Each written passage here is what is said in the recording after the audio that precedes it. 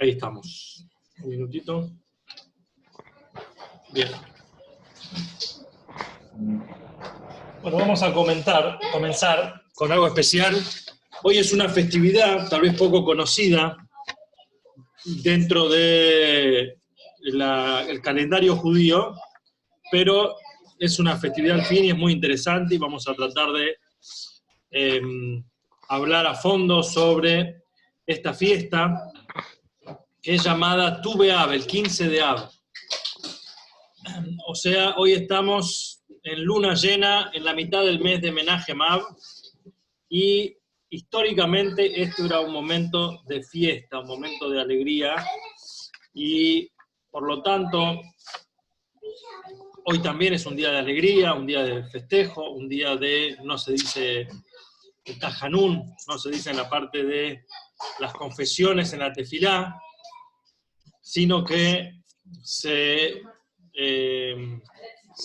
celebra incluso, y tenía un sentido de una de las fiestas del calendario. Había muchas fiestas que algunas son más conocidas y que son lo que sería de la Torá, las tres, Pesach, Shavuot y Sukkot, Rosh Hashanah y Yom Kippur, pero después hay fiestas que son periféricas, algunas por una historia de lo que sucedió como Hanukkah Purim, y Tu B'Av también era uno de los días festivos en la historia, pero ya estamos hablando incluso de la época del Talmud. Entonces el último capítulo del tratado de Ta'anit, el tratado que habla sobre los ayunos, que se hace, nos dice lo siguiente. Vamos a leer un poquito de adentro de la Gemara y vamos a ir explicando un poquito cosas que pasaron en este día de Tu B'Av, el 15 de Av. Tengo acá el Talmud conmigo y dice así.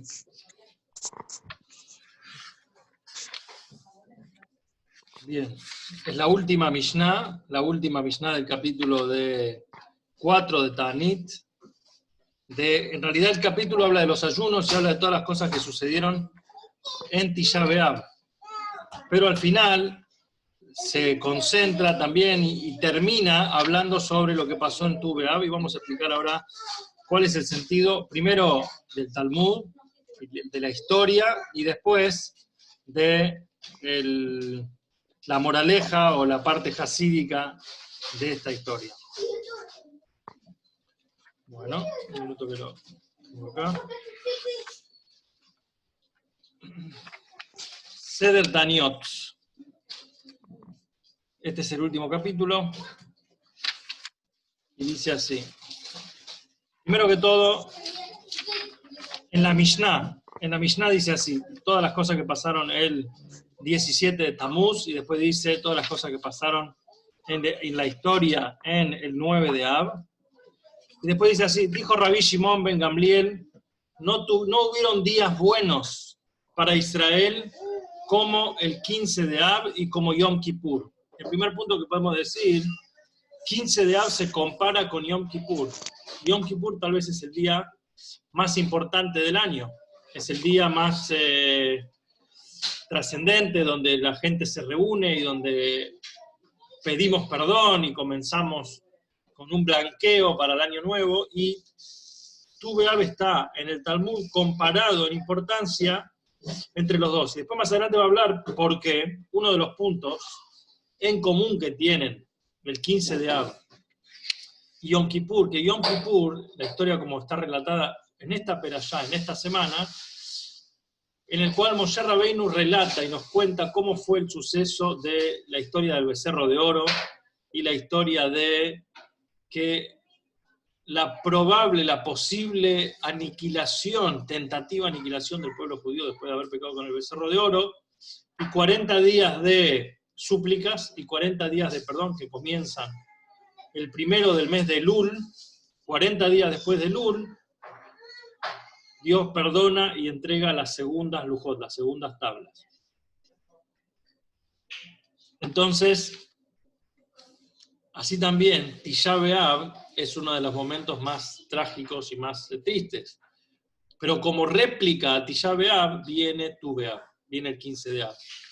Entonces, no es una fiesta, solamente una fiesta que es importante, sino que es una fiesta que tiene el valor y el poder de la recuperación de una situación adversa a transformarla en una situación positiva, que eso es incluso más profundo que una fiesta común, que es, veníamos bien y festejo el cumpleaños. Cuando uno logra, por ejemplo, una persona que sale de prisión, una persona que es un festejo que lo aprecia más porque experimentó la adversidad, lo opuesto, y acá salió ventajoso. Entonces, una de las cosas que dice la Mishnah dice así: en este día, todas las hijas de Jerusalén, inclusive las mujeres de familias ricas que tenían ropas importantes, en la época de antes y hoy en día también, pero la vestimenta era un estatus social. Se vestían de ropas púrpuras y la moda y todo. Tenían que salir todas las chicas, candidatas, vamos a decir, vestidas con ropas blancas. Y no solamente ropas blancas, sino ropas blancas prestadas. ¿Por qué tenían que ser ropas prestadas? Porque para que haya igualdad, una chica pobre, de una familia pobre, podía pedir prestada su túnica, su ropa, su vestimenta blanca a una chica rica, a una chica de mayor nivel social, entonces no podía juzgar para que no sean juzgadas por sus ropas. Todas tenían que tener el mismo color y una ropa similar que podían pedir prestada. Entonces, cada una pedía prestada de su compañera y no vestían su propia, para no avergonzar, dice la Mishnah, lo le bayesh, para no avergonzar a la que no tenía. Entonces, era una buena alternativa. Y las hijas de Jerusalén y salían a los viñedos, a las afueras de Jerusalén, y así organizaban bailes y rondas. ¿Y qué decían en estos bailes y rondas? Muchacho, bajur, muchacho, joven, sana eneja, levanta tus ojos y mirá, ¿qué elegís? Porque se elegía ahí la pareja, era como un encuentro de jóvenes. Altiten eneja banoi, no pongas tus ojos en la belleza. Pon tus ojos en la familia, en las personas, en las buenas acciones. Como dijo el rey Shlomo, que lo cantamos los viernes a la noche en el Eshet Hail, Sheker Ajen, es falsa, es mentira la gracia superficial, externa. Behebel Yofi es vanidad, la belleza. Y Shairat Hashem ititara, una mujer temerosa de Hashem, ella ha de ser ensalzada. Y decimos, denle del fruto de su mano y alabarla en los portales por sus buenas acciones. O sea, tanto se refería a la familia, pero también se refería a las buenas acciones. Y así dice Tzena Urena, Bes Salid y Mirad, las hijas del día de su casamiento. Esto es Matan Torah. El día de Yom Kippur se compara con Matan Torah, porque así como en la entrega de la Torah fueron entregadas las primeras tablas, en Yom Kippur también fue una entrega de la Torah, las segundas tablas, que representaban un momento de mucha alegría. Y en el día de su alegría, de su festejo, está la construcción del Beit HaMikdash, que sea pronto reconstruido, y así termina la última Mishnah de Tanya. Ahora, el Talmud, la Gemara después, analiza y trae más detalles sobre este día. Sobre el día de Tu B'Av. Y dice lo siguiente.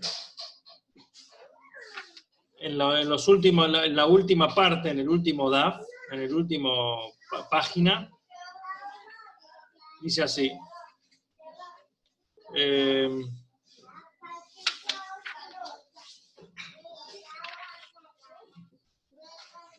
Dice lo siguiente.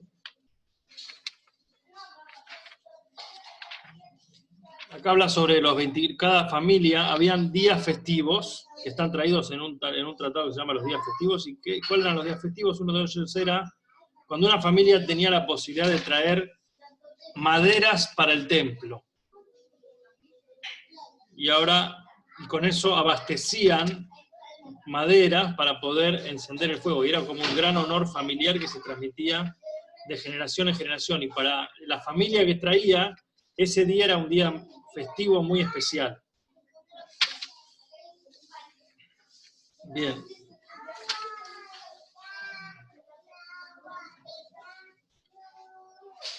Ahora vamos a ver lo que dice sobre este día. Dice así: desde que empieza Ab, se disminuye en alegría. Acá habla sobre todas las leyes de los días de Ab.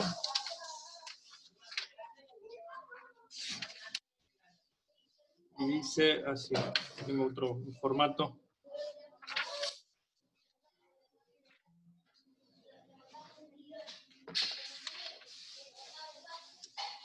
Bien, un minutito.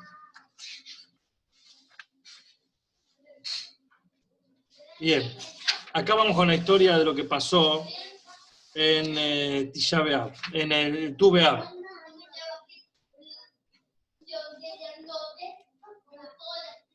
Estudiamos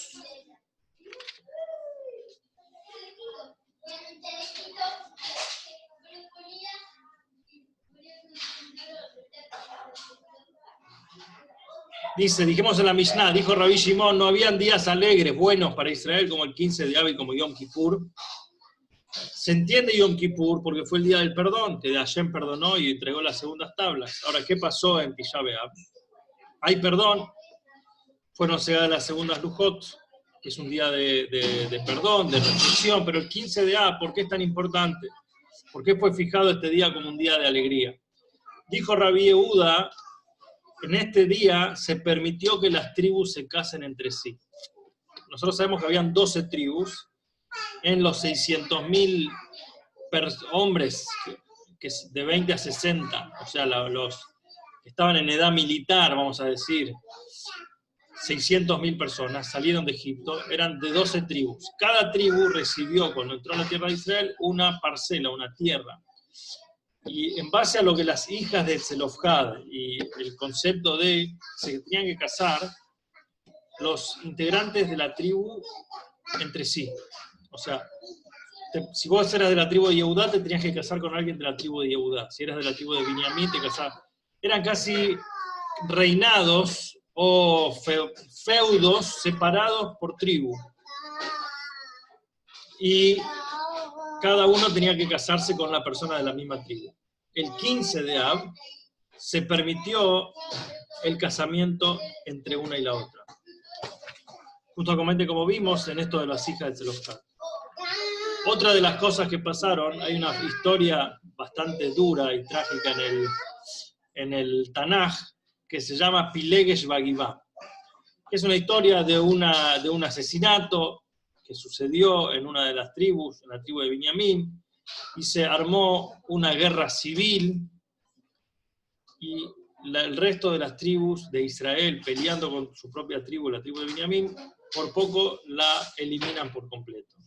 En la guerra perdió la tribu de Binyamin, y además lo desterraron, o sea, prohibieron que nadie case a sus hijas con los descendientes de Binyamin. Y Binyamin se quedó en una situación que no tenía con quién avanzar y mantener vivo el nombre de Binyamin. Incluso para que tengan una idea, esto fue mucho antes del rey David. Y antes del rey David todavía no había reyes. Después, cuando vinieron los reyes, el reinado de David se dividió en dos reinados, el reinado de Israel, uno con 10 tribus, y otro con la tribu de Yehudá, y la tribu de Binyamin era parte de la tribu de Yehudá. Y lo que hoy llamamos judíos son los descendientes de estas dos tribus nada más. O sea, de esa tribu de Binyamin, que casi se elimina por completo, quedaron los judíos con la tribu de Yehudá y la tribu de Binyamin, porque dentro del terreno de Binyamin es donde se construyó el templo, el Beit HaMikdash. En esa época todavía no se había construido el primer Beit HaMikdash, el primer templo. Y del resto de las 10 tribus, son 10 tribus perdidas que no se sabe su paradero. Hay versiones, hay mitos, pero técnicamente se perdieron del seno de Israel. O sea, todo lo que conocemos hoy como judíos son de las 2 tribus restantes, más algunos Cohen y Leví que vivían, pero que no tenían territorio propio, no tenían territorio, una zona, un feudo especial de los Leví, sino que vivían dispersos en las diferentes ciudades. Ahora, dice, otra de las cosas que sucedió el 15 de Av, dejaron de morir los que murieron en el desierto. Nosotros sabemos que la generación del desierto estuvieron 40 años dando vueltas. ¿Por qué estuvieron 40 años dando vueltas? Ya lo vimos alguna vez. Porque cuando fueron los espías no quisieron entrar a la tierra de Israel y como castigo fue, no van a entrar, entonces tenían que morir toda esa generación. ¿A qué edad morían? A los 60 años máximo. Si tenían, el más chico tenía 20, porque recién salían de Egipto, 40 años después son 60, o en realidad son 38 cuando sucedió todo. Pero el punto es que cuenta que todos los Tisha B'Av, todos los 9 de Av, los 40 años que estaban en el desierto, en la víspera, salía una persona anunciando y decía, salgan a cavar. Tenían que cavar su propia tumba, acostarse ahí, y no sabía si se levantaban o no.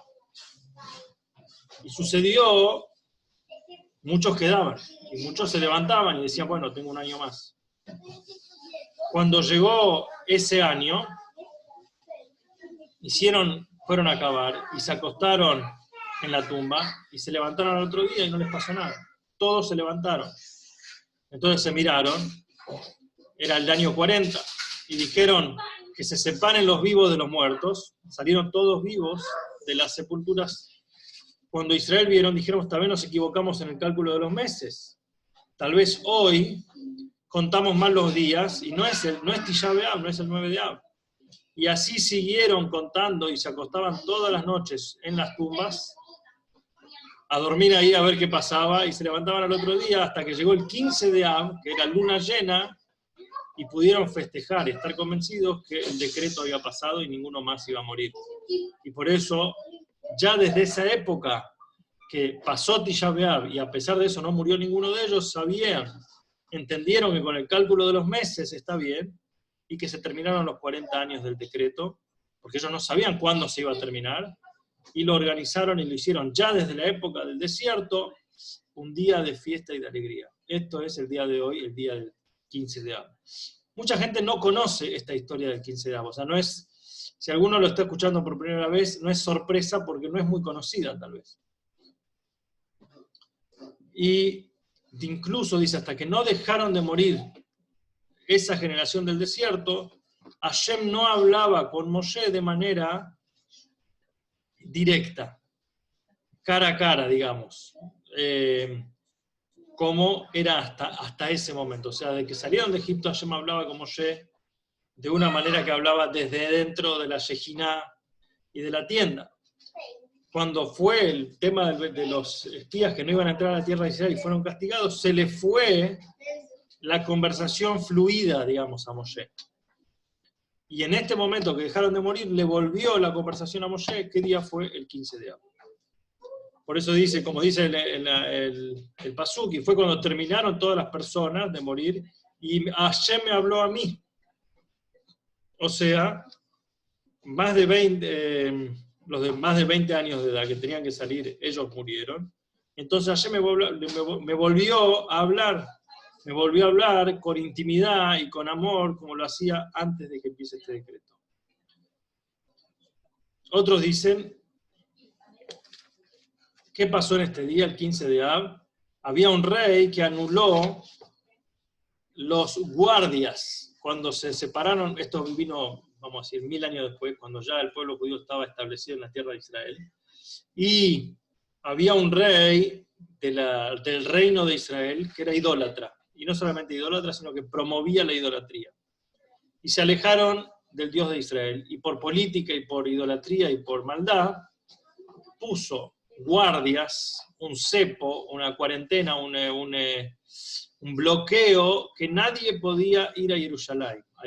Aunque sea que el templo estaba construido, que construyó el rey Salomón, nadie podía ir a Jerusalén a traer sus ofrendas y a ir a las 3 veces al año que se visita. Y no es que no podían ir porque no querían ir, incluso si querías ir, habían fronteras y guardias armados que no permitían el paso. Un descendiente de él, Oshea ben Elá, el día de 15 de Av, habilitó los caminos para que vuelvan a subir a Jerusalén. Por eso es otro motivo de festejo. Y a pesar de que él era idólatra, no fue al extremo de prohibir al que quiera subir a Jerusalén. Otra de las cosas que sucedió en este día, otra de las tragedias de Tisha B'Av, fue casi 70 años después de la destrucción del segundo templo, estamos hablando hace 2000 años, estaba la rebelión de Bar Kokhba en Beitar, que de hecho Rabbi Akiva y otros de los sabios lo seguían, y Beitar era una ciudad combativa, por eso nosotros llamamos a Beitar como una ciudad de fuerza, porque ellos, bueno, se opusieron y se rebelaron contra los romanos y fueron demolidos, fueron aniquilados justamente el día de Tisha B'Av, no del mismo año de que se destruyó el templo, casi 7 años después, si no me equivoco. Y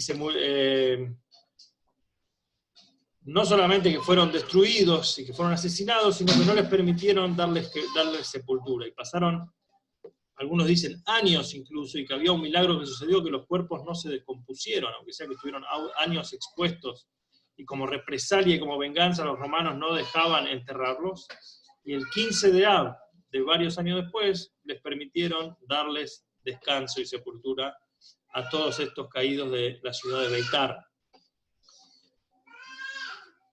Y por eso dice que incluso en la academia de Yavne, que era la nueva academia rabínica después de la destrucción del templo, ahí donde se juntaban los sabios que formaron el Talmud, esa es la ciudad de Yavne, que pidió Rabí Yohanan ben Zakkai a los romanos que le den como lugar de exilio para poder seguir promoviendo la academia y el estudio de Torah. Ese día sumaron la expresión Atov Ametiv en el Birkat Hamazon. Nosotros en el Birkat Hamazon tenemos 4 bendiciones que fueron poniéndose a través de la época. La primera la puso Moshe Rabbeinu, la segunda la puso Yoshua, y hay una de las bendiciones que decimos, Baruch atah Hashem Atov Ametiv, que hizo el bien y que hace el bien. Tov, que no se pudieron, y Metiv, que le permitieron, que bondadoso, que permitió que puedan ser enterrados, y en ese momento los formularon, y a partir de ahí quedó instituido para el Birkat Hamazon que hacemos cada vez que comemos pan. La comida, después, la bendición después de las comidas, quedó ya desde esa época. Otra de las cuestiones que sucedió en este mismo día, el 15 de Av, es se dejaban cortar maderas para la pira, para la fogata, vamos a decir, que se hacía para los sacrificios. Y lo hicieron un día festivo porque en ese día se terminó una mitzvah tan importante que, como dijimos, había varias familias que tenían como un honor, un privilegio muy grande de acercar maderas, aunque sea que haya los depósitos de madera, era algo que se transmitía de generación en generación, y el último día era el 15 de Av, y era como el más festivo y el más especial, porque tenemos que entender que en la tierra de Israel, el mes de Av es en pleno verano, y era la mejor época para cortar madera, porque no estaba húmeda, para tener para todo el año. Entonces, esta era la última fecha.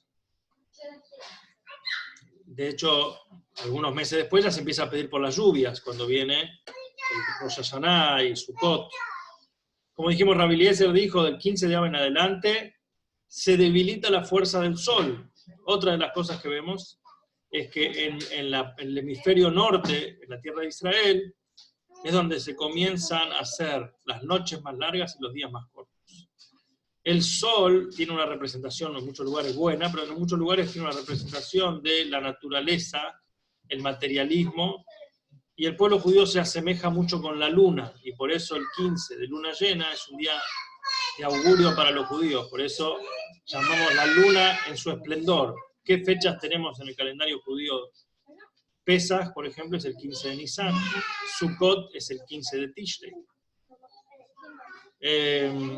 Incluso Purim, que es el 14 y 15 de Adar, casi siempre va con el 15. El 15 es una fecha especial. Rosh Hodesh, el principio del mes, como Rosh Hashanah, es una fecha donde también es especial porque nace la nueva luna, pero está oculta, vos no lo ves. La luna no se ve. El primer día del mes lunar no la ves a la luna. El 15 es cuando está luna llena.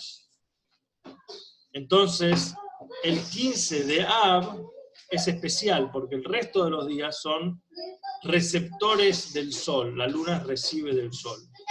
Pero la luna llena, que es hoy del 15 de Av, lo supera el sol, porque el sol empieza a decrecer y la luna está creciendo. La luna está en su esplendor y el sol empieza a caer.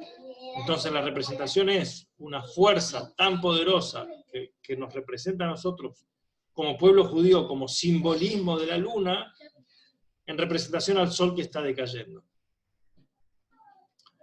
Entonces dice, empezaba a debilitar el sol, entonces no se cortaban más maderas porque no estaban lo suficientemente secos y tal vez tengan gusanos, que no podían tener gusanos, las maderas que se usaban para acercar en el altar. Y dijo, este día del 15 de Av se llamaba Yom Tabar Magal, que quiere decir el día que se rompía el hacha. O sea, los leñadores rompían sus hachas, quiere decir que los colgaban el hacha y dejaban de conseguir la leña. De acá en adelante podía y restaba tiempo suficiente para aprovechar toda la noche para estudiar Torah.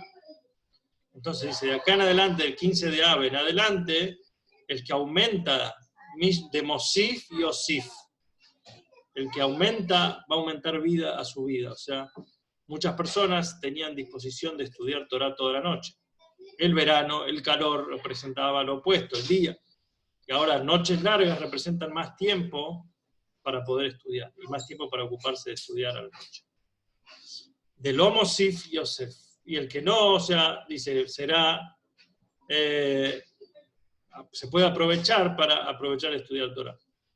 Dijimos en nuestra Mishnah que las hijas de Jerusalén salían y se vestían con ropas blancas, y cada una le pedía prestar la ropa a su compañera.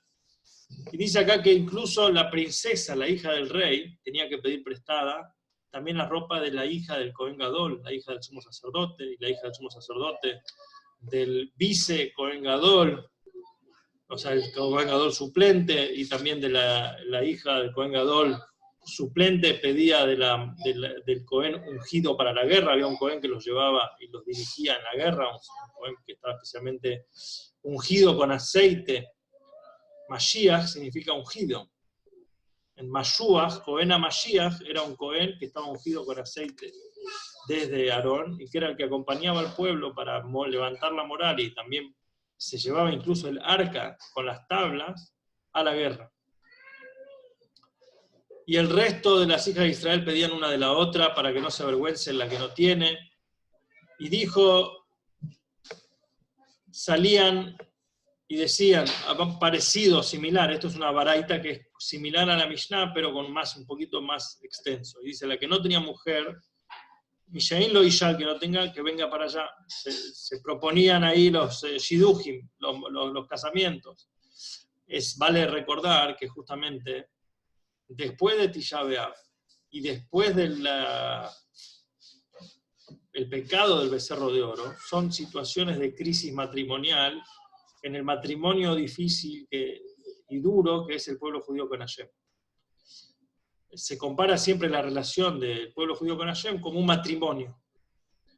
Entonces, hay momentos de crisis matrimonial, pero el momento de Yom Kippur y el momento de Tu B'Av son momentos de reconciliación. Y por eso, el tema del Shidduch, el tema del emparejamiento, tiene que ver con esa relación también entre el pueblo judío y Hashem.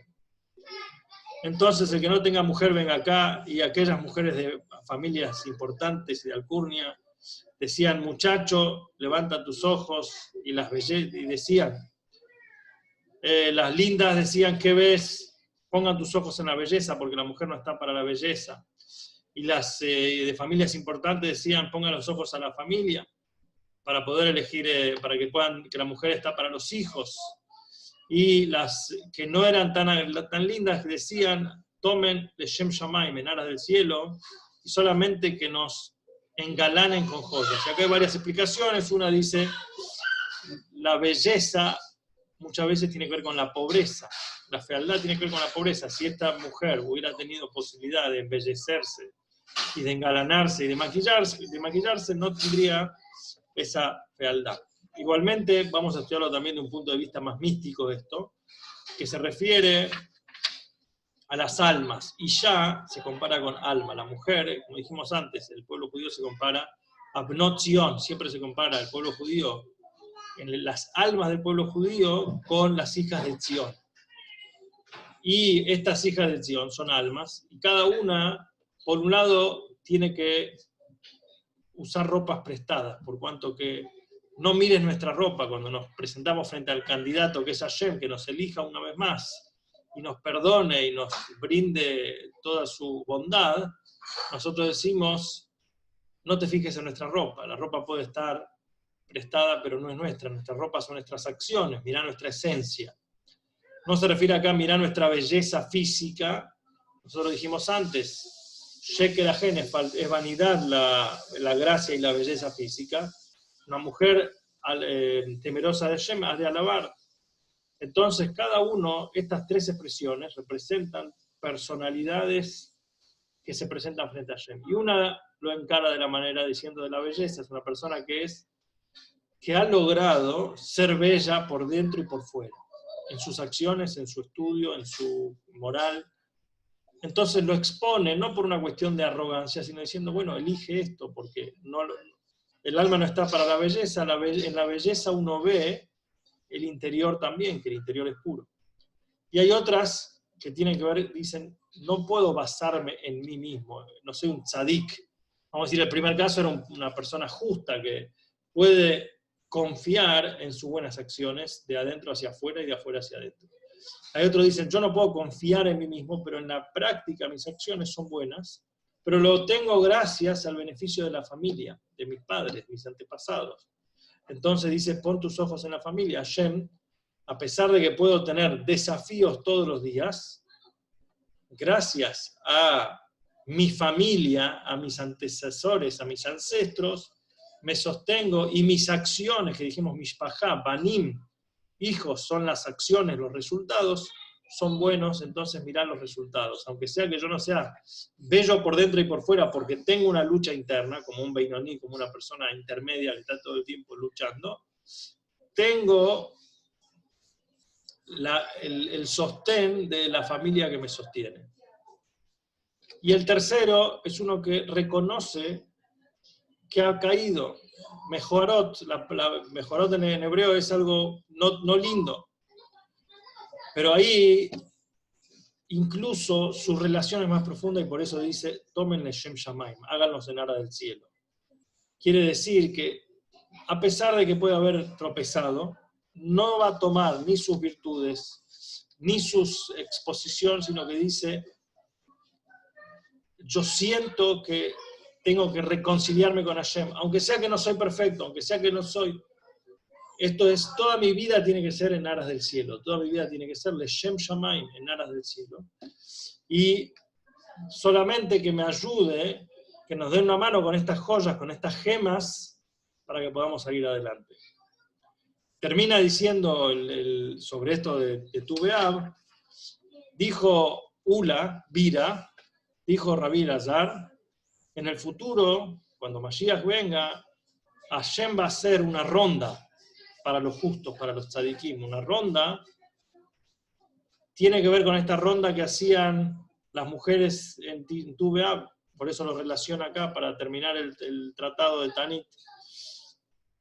Y él, Akadosh Baruj Hu, se sienta entre ellos en el Gan Eden, en el paraíso. Y el concepto de una ronda también tiene ese punto de que en un círculo todos están a la misma distancia del centro, del radio, ¿no? El radio, del punto central, todos los que están alrededor del círculo están a la misma distancia. Y esto es una ronda para los tzadikim, una ronda para los justos. Todo tu pueblo son tzadikim. Y otro concepto un poco místico también, pero que tiene que ver, el círculo es algo que no tiene principio y no tiene fin.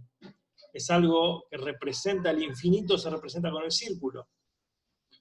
Y Hashem hace un círculo para los tzadikim, se refiere que va a dar una recompensa, un beneficio, una dulzura que no es de este mundo, no es finito, no es escalonado, no es medible, sino que es infinito. Y él está sentado, y a pesar de que nosotros hablamos de algo que es lo que se llama en los términos de Kabbalah Makif, que rodea, como explicamos alguna vez sobre Keter, que es algo que rodea a la persona, y no es algo que penetra a la persona, sino que es algo superficial, trascendente. Él está sentado, o sea, quiere decir que uno va a poder unir acá una paradoja, lo superficial no de un sentido superficial, sino que está trascendente, que es ilimitado e infinito, lo va a poder sentar, lo va a poder bajar dentro de la conciencia. Y cada uno de estos tzadikim va a mostrar con el dedo y decir, Ze, este es Hashem. O sea que esto también va a ser una cuestión de una revelación que no va a ser de una sensación de decir, o así dijo, pero como una situación lejana, sino Ze es algo que la Gemara dice, no hay Ze, sino lo que vos podés señalar con el dedo y mirar y decir, esto es así. O sea, una revelación tan grande que va a ser inapelable, indiscutible, visual, real, y dice, y será en ese día, Ine lo que este es nuestro Hashem, confiamos en él, Hashem, confiamos en ti, y nos alegraremos, nos regocijaremos cuando Hashem elija a darnos a todos nosotros, a los tzadikim, esa posibilidad de recibir o regocijarnos y alegrarnos cuando venga Mashiach. Por eso el cierre de Tisha B'Av, Tu B'Av, es el 15 de Av, que se completa cuál es el propósito de todo el sufrimiento y todas las penurias que puede sentir la persona que está pasando en este mundo para llegar finalmente a esta situación de Tu B'Av. Y por eso hay varios puntos que se destacan: comenzar a estudiar Torah con más fuerza, porque la noche se hace más larga. De alguna manera también es el principio, el puntapié, que de acá a Rosh Hashanah, bueno, faltan 45 días, 44 días, ya nada, ya empezamos nos empezamos a preparar, ya a partir del 15 del mes en adelante, nos vamos preparando para el próximo mes, que es el mes de Elul, y se debilita el verano, se debilita el calor del sol, vino el calor, la fogosidad, y entonces uno puede ser un poquito más espiritual. Y bueno, por eso es un día de alegría, y es un día de mística, un día de energía para todos nosotros, el día del 15 de abril. Ahora ya estamos de noche, o sea que fue hoy, ya estaríamos en el 16.